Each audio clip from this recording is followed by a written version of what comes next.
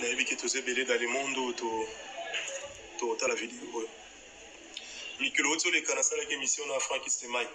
On a parlé de beaucoup de choses, de mes projets, de ce que je vais faire. Et voilà. J'avais tenu des propos et Zalaki Ibande pour engager Ngaï. Et quand j'ai parlé avec beaucoup de conviction. Mais alors ça tenir compte que les propos étaient très déplacés. L'émission a été pour se justifier. Je ne suis pas là pour dire que suis na lobaki ezalaki pour naboyer, suis na lobaki za pour naboyer. C'est vrai que dans le monde art, il y a des gens qui m'ont accompagné. Il y a des gens qui ont bandit carrière jour moko. Il y a des gens qui ont un parcours. Mike il a dit que tu as fait mané pardon toi qui t'as manduki.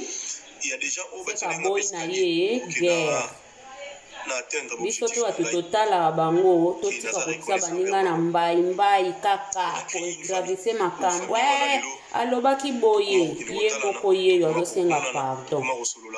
Très bien. Nasi banda monde à théâtre banda aujourd'hui de 98 99 si le 2001 na monde à théâtre botika oyo kanga na likambo moko te za déplacé. Il y a genre oyo utiobi. Munoko pe beta na onka bakunde konanga biso no tutoza bat.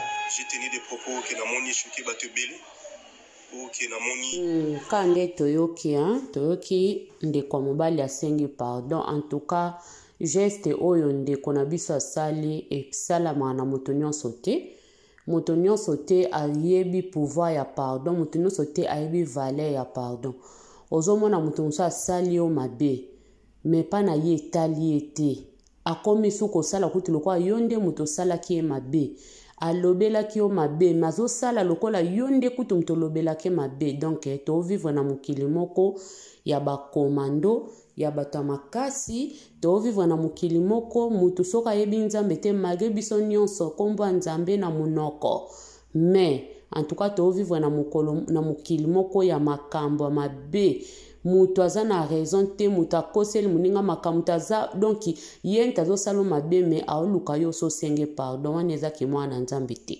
me tomoni ndeko na biso awa areconnaître mabe na ye aloba ona ndenga malamu aloba ona ndenga mabe meme azali na baraison oyo etindaki aloba makambo wana tomoni ke ye moko akitisi ne kaka manduki alobi fona kende kaka na pardon po pardon eliberaka bandeko basengi bino pardon balobi bible elobi pardon eliberaka en tout cas bokitisa kanda botika makambo oyo aza ndeko bino pe bobetisa de bato mosusu pe mabaku balimbisa bino eza un problème te eza te ke likamoso moninga alobi boye ta mosusu pe misu bozali na réserve na ye boye kobimisa ngo kakawa po mokili tovivre ezotambola nde bongo moto mosusu azwa na likambo kala azelika mwa erreur moko osala ayindiseli yo bota na se bandeko bota na se